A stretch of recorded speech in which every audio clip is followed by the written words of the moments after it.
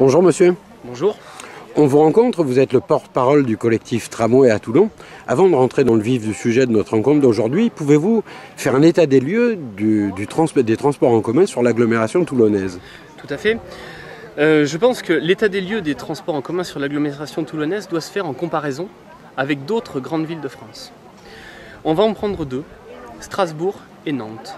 Pourquoi? Parce que ce sont des tailles qui sont, en particulier pour Nantes, extrêmement proches de celles de l'agglomération toulonnaise des 450 000 habitants. Le coût par voyage d'un ticket pour la collectivité dans TPM, c'est de 1,8 €. Et il y a en moyenne 60 voyages par habitant et par an sur le réseau. 1,8 €, c'est un coût qui est extrêmement élevé en France. Ce qui prouve l'inefficacité du réseau TPM. Il faut savoir qu'à titre comparatif, Nantes a un coût de revient de 1,05 € par voyage, c'est-à-dire qu'à Toulon, avec 1,8 €, on est proche de 75% au-dessus du coût de Nantes. Et Strasbourg a un coût de 1,2 € par voyage. Donc c'est pareil, on s'aperçoit qu'il y a un gouffre financier entre le prix réel du billet, le prix de revient du billet à Toulon et le coût de revient du billet à Nantes ou Strasbourg. À cela, il faut ajouter une deuxième statistique, c'est qu'il y a 60 voyages par habitant et par an à Toulon, contre 190 voyages par habitant et par an à Nantes ou à Strasbourg. C'est-à-dire qu'on a un réseau de transport en commun à Toulon qui, est très cher et qui ne transporte que très peu de gens. Voilà. On annonce 26 millions de voyageurs, 26 millions. C'est un gros chiffre dans l'absolu, mais en réalité, si on était une agglomération entre guillemets normale, une agglomération qui est dans le standard des agglomérations qui sont vraiment développées, des agglomérations qui ont un vrai dynamisme économique, on serait plutôt aux alentours des 50, 60, 70 millions de voyageurs transportés par an. Alors, c'est pas la première fois qu'on vous rencontre. Dans l'hiver, vous avez fait casser au tribunal administratif le projet justement au sujet du tram. Et là, vendredi, vous avez fait des révélations qui vous ont amené à faire le buzz sur Internet, puisque presque tous les grands journaux nationaux vous ont repris. Je feins de ne pas avoir bien compris quelle est la nature de votre nouveau dossier. Alors, la nature de notre nouveau dossier, c'est une étude détaillée sur la partie transport du budget de Toulon-Provence-Méditerranée, la communauté d'agglo. Et si je ne me trompe, c'est une erreur assez conséquente. Quelle est la nature du dossier? Alors, la nature du dossier, on a examiné les différents comptes, donc le compte de fonctionnement et le compte d'investissement. Alors, pourquoi avoir examiné ces comptes-là? Je pense qu'il faut poser les bases du financement des transports dans une agglomération comme celle de Toulon. Il faut savoir que le premier poste de financement, c'est les entreprises.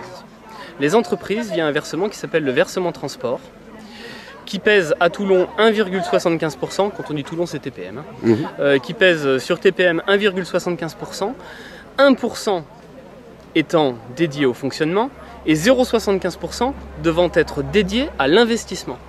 La totalité de ces 1,75% fait 51 millions d'euros, qui se ventilent en 29 millions d'euros pour le fonctionnement et 22 millions d'euros pour l'investissement. Et c'est là que le bât blesse. C'est que quand on étudie les comptes de TPM, on s'aperçoit dans les recettes d'exploitation que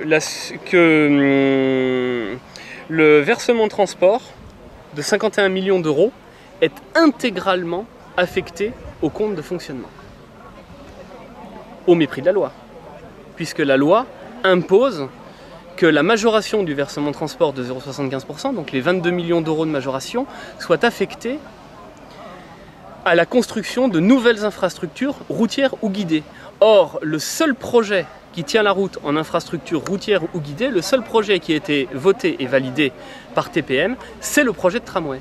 Donc on peut considérer que depuis 2004, tout l'argent qui a été perçu au titre de la majoration du versement transport, donc plus ou moins 20 millions d'euros par an, ça a augmenté un petit peu depuis 2004, on arrive à 22 millions aujourd'hui, on est parti d'un peu moins de 20 millions d'euros.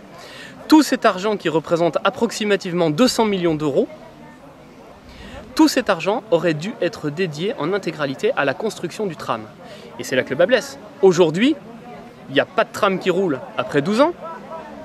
Et en plus, on nous annonce que le tram est abandonné. Oui, Donc, puisque c'est bien le sujet, le tram est abandonné. Voilà, on arrive vraiment au sujet, c'est que nous on se bat pour obtenir le tram, pour que les engagements qui ont été pris par les élus à l'unanimité en 2000 et en 2005 soient enfin respectés. Or, non seulement les engagements n'ont pas été respectés, mais en plus il y a un versement transport qui perdure aux grandes dames des entreprises, puisque ce sont les premiers lésés dans l'affaire. Ils sont lésés parce qu'ils n'ont pas de tramway, parce que le tramway c'est l'activité économique, c'est le développement des entreprises, c'est le développement du chiffre d'affaires. Alors, j'ai lu dans l'Expansion un reportage où quelques chefs d'entreprise ou représentants des chefs d'entreprise allaient en ce sens. Mais ce sujet-là dépasse les simples entreprises. Elle concerne aussi les particuliers. Oui, ça concerne également les particuliers. Pourquoi ? Imaginons un scénario où le bus à haut niveau de service serait mis en service demain. À ce moment-là, il ne sera plus possible de percevoir le versement transport majoré, puisqu'il n'y aura plus de projet de nouveaux transports en commun guidés terrestres, routiers. Et donc, dans ce cas-là, il faudra supprimer cette majoration de 22 millions d'euros. Et donc, vu que ces 22 millions d'euros aujourd'hui servent à financer le fonctionnement du réseau, il y aura un trou dans les recettes de fonctionnement de 22 millions d'euros. Or, le contribuable paye pour le financement du réseau aujourd'hui via un versement qui est fait par TPM du compte principal au compte transport qui est de l'ordre de 15 millions d'euros. Et donc il faudra ajouter à ces 15 millions d'euros 22 millions d'euros et on arrivera à 37 millions d'euros payés chaque année par le contribuable pour faire fonctionner un réseau de bus qui ne donnera jamais satisfaction en termes d'usage. Mais c'est catastrophique pour le développement économique. C'est une catastrophe pour le développement économique et c'est bien pour ça que nous avons fait cette conférence de presse pour sensibiliser l'opinion publique, les entreprises et les décideurs.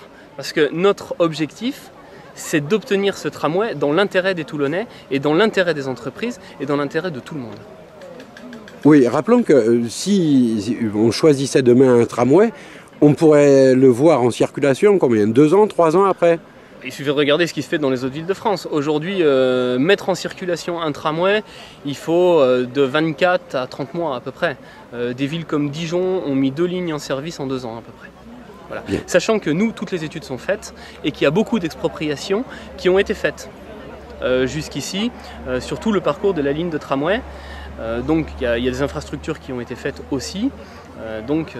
A priori, la difficulté pour le mettre en œuvre ne concerne que la déviation des réseaux. C'est quelque chose qui se fait par petites tranches, qui perturbe la circulation, c'est vrai, mais qui n'est pas si catastrophique que ça, en particulier lorsque le second tube sera mis en service. Alors, on va offrir aux internautes l'adresse internet du collectif Tramway, mais quelles sont les conclusions de votre collectif au regard de la situation ? Les conclusions de notre collectif sont simples. Il faut que cette situation s'arrête. Donc il y a 2 solutions. Soit TPM rembourse les entreprises. C'est une solution qui coûterait extrêmement cher, c'est-à-dire que ça coûterait de l'ordre de 70 millions d'euros au moins. Soit deuxième scénario, on réalise enfin le tramway. Et nous, ce qu'on demande, c'est que le tramway soit réalisé enfin. Quelles sont les prochaines étapes de votre collectif ? Alors les prochaines étapes de notre collectif, c'est de voir déjà, premièrement, la réaction de TPM. Nous, on pratique la politique de la main tendue.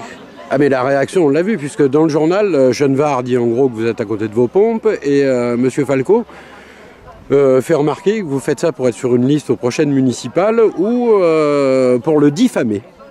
Alors je pense que on ne va pas rentrer dans cette logique de diffamation, parce que je pense que c'est quelque chose qui est nuisible pour tout le monde. Je pense qu'il y a eu assez de recours au tribunal administratif. On en a déjà gagné 3. Si M. Falco veut nous attaquer en diffamation, libre à lui, mais avec les éléments qu'on a, je pense qu'on en gagnera un 4e. Je pense qu'il ne faut pas aller dans cette logique-là, dans l'intérêt des Toulonnais. Il faut arrêter de travailler avec un tribunal interposé. Nous, on pratique la politique de la main tendue. C'est-à-dire qu'on propose à M. Falco, à nouveau, de le rencontrer, de faire le point sur ce dossier et de trouver une solution tous ensemble pour sortir vers le haut dans l'intérêt des Toulonnais et dans l'intérêt des entreprises de l'agglomération toulonnaise. Eh bien écoutez, je vous remercie, je vous dis à très bientôt, passez de bonnes vacances. Merci beaucoup.